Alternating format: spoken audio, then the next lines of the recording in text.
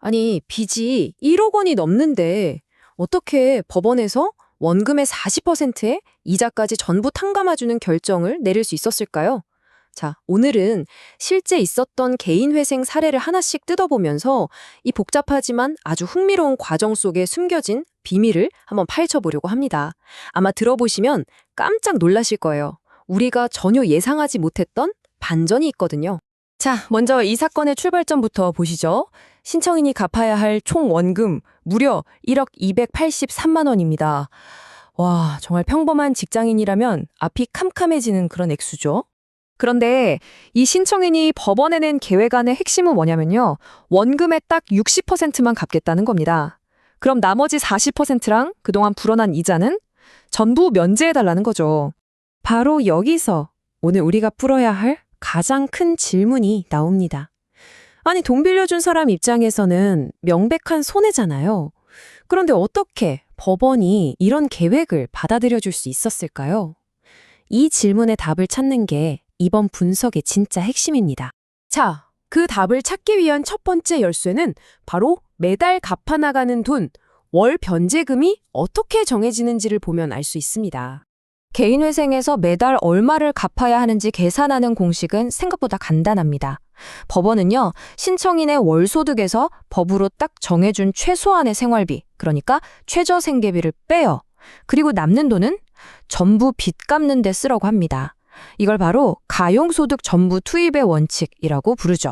그럼 이 사건 신청인의 실제 숫자를 한번 넣어볼까요? 월 소득이 약 313만 원이었어요. 여기서 1인 가구 최저생계비 약 143만 원을 빼니까 매달 빚 갚는 데 써야 하는 돈이 딱 나오죠. 약 170만 원입니다. 그리고 이 170만 원을 3년, 그러니까 36개월 동안 꾸준히 갚아나가는 계획을 세운 겁니다. 자, 이렇게 하면 대충 총 얼마를 갚게 될지 윤곽이 보이죠? 하지만 월 변제금만 안다고 해서 전체 그림이 보이는 건 아닙니다. 이 퍼즐의 나머지 절반은 바로 신청인이 가진 재산에 숨어 있어요. 그리고 이 재산을 어떻게 평가하는지가 이 사건의 방향을 완전히 바꿔놓습니다.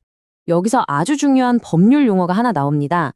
바로 청산가치라는 건데요. 이게 뭐냐면 쉽게 말해서 이 사람이 만약 그냥 파산해버리면 가진 재산을 전부 다 팔아서 채권자들한테 얼마를 나눠줄 수 있느냐, 바로 그 돈의 총액을 말하는 겁니다. 개인회생에는 아주 중요한 원칙이 있어요. 최소한 이 청산가치보다는 더 많이 갚아야 한다는 거죠. 신청인이 가진 재산을 한번 볼까요? 예상퇴직금, 땅 지분 조금, 보험 해약하면 받을 돈, 이런 것들이 있네요. 근데 이걸 다 합쳐봐도 1억 원이 넘는 빚 앞에서는 솔직히 말해서 세 발의 비죠. 그럼 자동차는 어떨까요? 넥스턴 스포츠 차량이 한 대 있거든요. 자, 그런데 이 시소를 한번 보세요.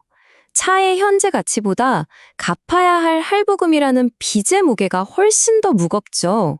그래서 법적으로 따지면 이 차의 재산 가치는 0원입니다. 오히려 빚이 더 많은 깡통 자산이라서 청산 가치를 계산할 때 아무런 보탬이 안 되는 거죠.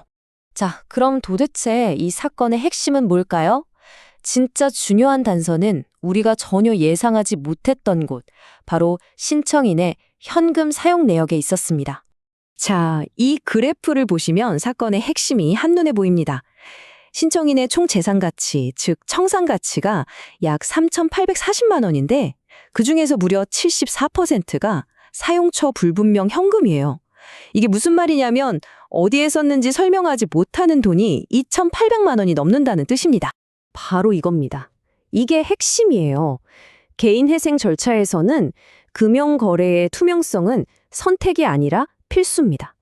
법원은 최근 1년간의 모든 입출금 내역을 정말 샅샅이 뒤져보거든요. 그리고 어디에 썼는지 제대로 증명하지 못하는 돈은 이거 어딘가에 숨겨둔 재산이구나 라고 보고 그걸 고스란히 재산 가치에 포함시켜버립니다. 이 사건 같은 경우에는요, 누구한테 보냈는지 애매한 돈, 유흥비로 쓴 돈, 그리고 ATM에서 현금으로 뽑아놓고 영수증이 없어서 어디에 썼는지 증명하지 못한 돈까지 다 합쳐서 3천만 원이 넘는 돈이 그대로 재산으로 잡혀버린 겁니다. 자, 이제 모든 퍼즐 조각이 다 맞춰졌습니다. 소득을 기준으로 계산한 월 변제금과 재산을 기준으로 계산한 최소 상환액, 이 두 가지를 합쳐서 최종 결론을 한번 내려보죠. 법이 요구하는 최소한의 상환액, 즉 청산 가치는 약 3,840만 원이었어요. 하지만 이 신청인이 3년 동안 실제로 갚겠다고 한 돈은 총 6,130만 원이죠. 법이 요구하는 기준선을 훌쩍 뛰어넘는 금액입니다. 바로 이게 우리가 맨 처음에 던졌던 중문에 대한 최종 답변입니다.